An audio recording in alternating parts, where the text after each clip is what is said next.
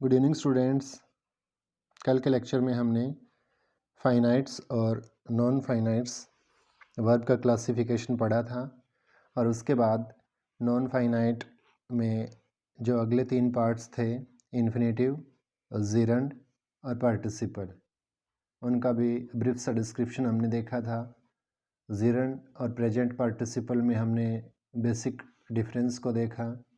उसी कड़ी में आज इस टॉपिक को आगे बढ़ाते हुए हम पढ़ेंगे इन्फिनेटिव्स का पार्ट बेयर इन्फिनेटिव। इन्फिनेटिव्स जो हैं उसके दो पार्ट हैं, first one is bare infinitive and the second one is to infinitive.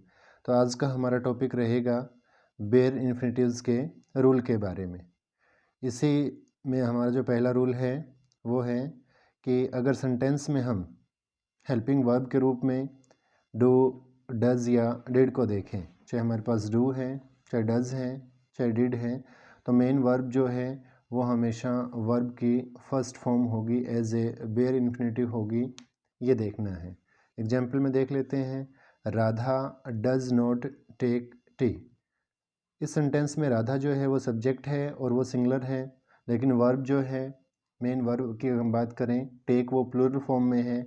उसका कारण ये है कि राधा के साथ हमने डज नोट लगाया है और डज के कारण ही टेक जो है वो अपने फर्स्ट फॉर्म के रूप में बिना एस या ई एस के आई है।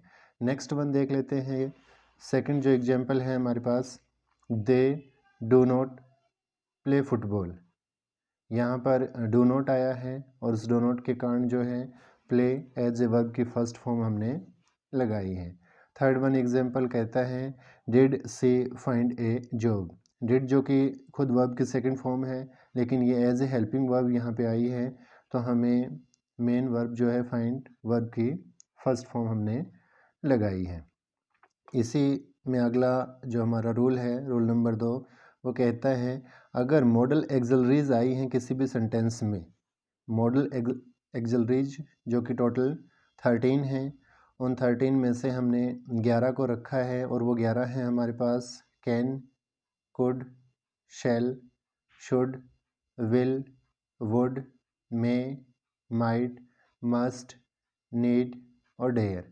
इन 11 में से सेंटेंस में कोई भी पार्ट अगर आपको मिलता है तो उसके साथ में केवल और केवल आपको वर्ब की फर्स्ट फॉर्म ही लगानी है, उसके साथ में टू, एस या एस आप नहीं लगा सकते। एग्जाम्पल देख लेते हैं इसका। फर्स्ट वन जो गिवन एग्जाम्पल है वो हमारे पास है, सी कैन स्पीक जर्मन। सी है, कैन है और कैन के कारण आप देखेंगे कि स्पीक ही हमने रखा है।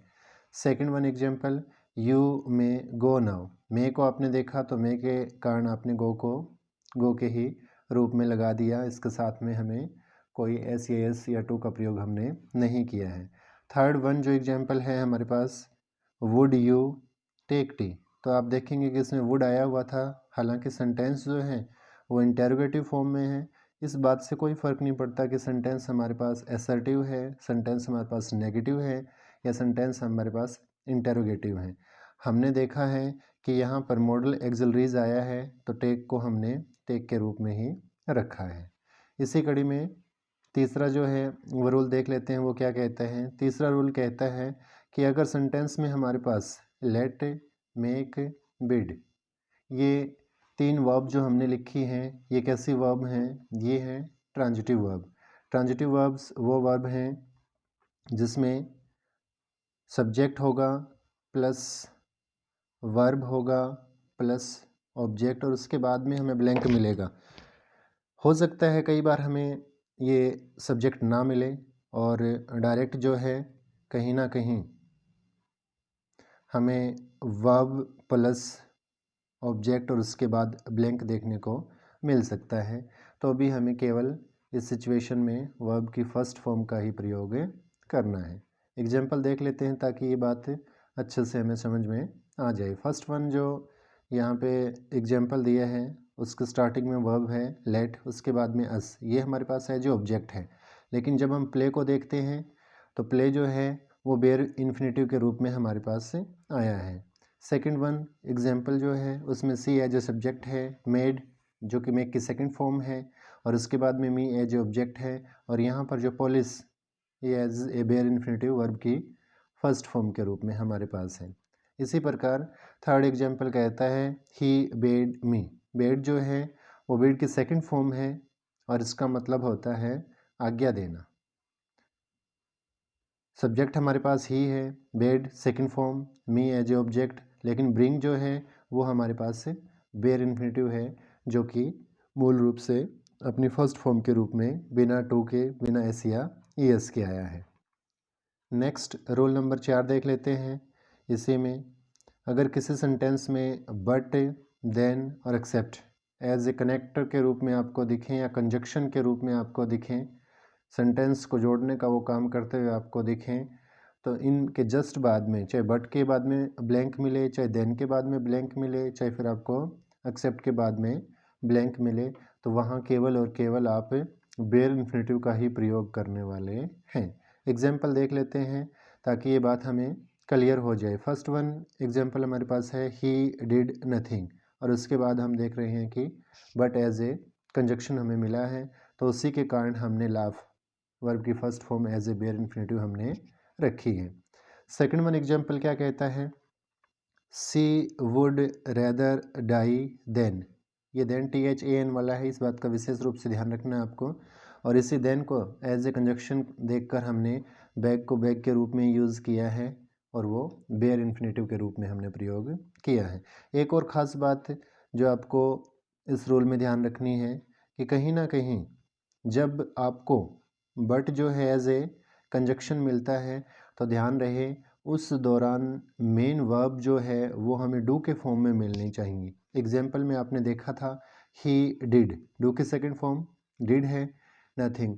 ये हमें विशेष ख्याल रखना है कि जब भी आप बट को एज ए कंजक्शन देखें और उसके बाद में आपको ब्लैंक मिलता है तो मेन वर्ब जो है वो आपको डिड के रूप में डू के रूप में मिलनी चाहिए। नेक्स्ट इसका या लास्ट जो है वो इसका रोल देख लेते हैं हम, हैड और वुड के फ्रेजेस। फ्रेज का मतलब होता है वाक्यांश से, कहीं ना कहीं वाक्य में इनका कोई ना कोई अंश मिलेगा और उसी की पहचान करके हम वहाँ पर वर्ब की फर्स्ट फॉर्म का प्रयोग करेंगे जो एज ए बेयर इन्फिनेटिव हमारे पास से होगी। फ्रेजेस का मतलब हैड बेटर, हैड सुनर, had rather, would better, would सुनर और वुड रेदर। ये आपके पास 6 हैं टोटल, 3 हेड के हैं और 3 वुड के हैं। इनके जस्ट बाद में अगर आपको ब्लैंक मिलता है तो उस ब्लैंक में जो है हम बेयर इन्फिनेटिव का प्रयोग करेंगे, मीन टू से वर्ब की फर्स्ट फॉर्म बिना टू के, बिना एस या एस के। एग्जाम्पल में देख लेते हैं ताकि ये चीज़ और क्लियर हमें हो जाए। ही वुड रेदर, यहाँ पर वुड रेदर आया है तो आपने देखा कि हमने डाई ही रखा है, और ये देन वाला जो एग्जाम्पल है जस्ट हमने रोल नंबर 4 के रूप में पढ़ा था, इसी देन के कारण यहाँ पर बैग आया है। तो आज ये हमारा इन्फिनेटिव्स में बेयर इन्फिनेटिव कंप्लीट हुआ। आज का अगर ये लेक्चर आपको पसंद आए तो वीडियो को लाइक कीजिए, चैनल को सब्सक्राइब कीजिए। धन्यवाद।